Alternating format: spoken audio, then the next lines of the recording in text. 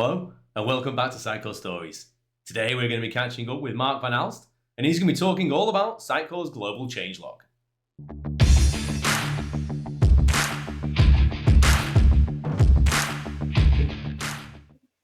Okay, thanks for joining us here today, Mark. I guess before we dive in and talk everything changelog, can you give us a little bit of an introduction to people who don't know you, talk a little bit about yourself and your role here at Sitecore? Yeah, sure. First of all, thanks for having me. My name is Mark van Aalst, and I work at Sitecore now for approximately 12 years or so, I think. I've had a bunch of different roles here, starting out from a solution architect and trainer to working within product marketing, then tech marketing, developer relations.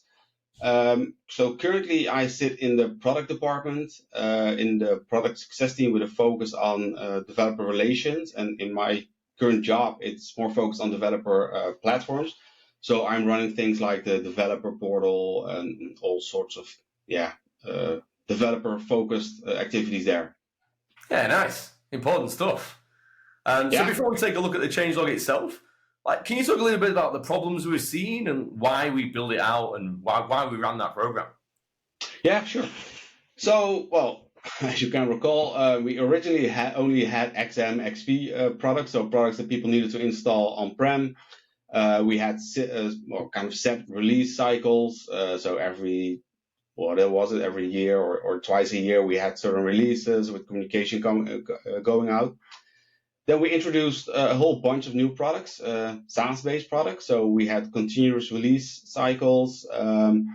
Some were more frequent than the others, and we didn't really have a way of informing people about those releases, giving them a bit more context or things that were released or were upcoming. So that's kind of a point in time where we thought it would be wise to have a dedicated channel that would have all the release information from all the different products, so that people can just go there, find the relevant releases, the information, and also for us as a company, like all product managers, just to showcase their newest features, right? It could be a very small thing that they released, at least at first glance, but there could be way more behind it, in the sense of the people, how people would leverage it more or less, or some instructions on how to do that. So that is kind of a point where we thought would be a good solution to have a dedicated, changelog. Sounds good. Can you show this in action then? So you should be seeing the developer portal right now, just the homepage of the developer portal. If you click on the top right in the menu item, you have the changelog. So this changelog is powered by Content One. So that's the engine that we're using behind the scenes. Basically, there are two ways for us as a company to input content there. So we have a manual entry. Obviously, within Content One, you have your content types. We have a changelog type, which people can just fill in, like your basic information, title, description, screenshots, but also some meta information, what kind of release it is. Obviously, which products are affected by it. It could be one product, could be multiple products. So in this case, you see the cloud portal is the main product, but there are 7 others related to it. Obviously, because they all make use of the cloud portal. There's also a way for us to automate content entry. So within Sitecore, we use Jira. So for some product teams, they've set it up that whenever certain tickets within Jira change state, it automatically updates the changelog entries within Content One. They're not automatically published, but at least they have the raw information in there. And then our documentation people, typically, because every product team has documentation people associated with it, they rewrite the raw content into more, consumable content, let's say. It also follows a certain tone of voice that we within Sitecore would like to preach.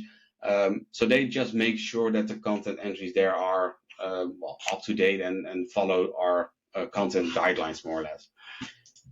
So the changelog itself can be filled with multiple products. So in this case, Content Hub, or we could also say, okay, we want to showcase XM Cloud in there, and then we have all the entries listed for Content Hub and XM Cloud. You could also go to page itself. So in this case, let's go to the XM Cloud content page. Then you only see those XM Cloud related entries.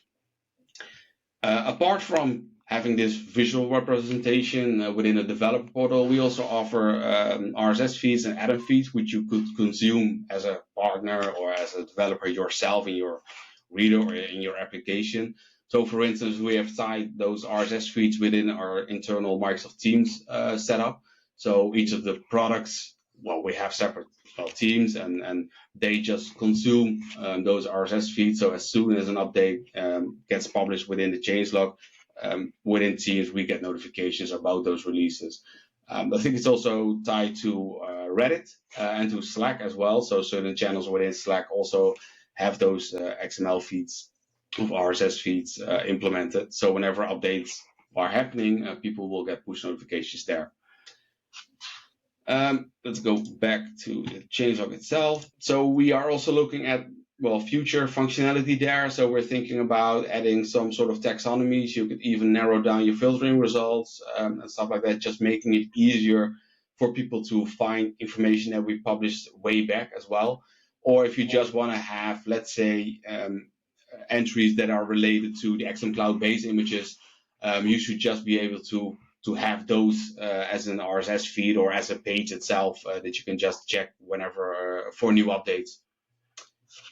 So I think that's kind of what the changelog consists of and what value it provides for our audience, internal and external. That's awesome. I know it's been a really successful project. We've heard a lot of great feedback about it. If anyone in the community has any questions about it, what's the best way for them to get hold of you? The best way is just send me an email, mark.vanaalst@sitecore.com, or find me on Slack or whatever social channel, LinkedIn. I'm kind of all over the place, so it should be fairly enough to find me.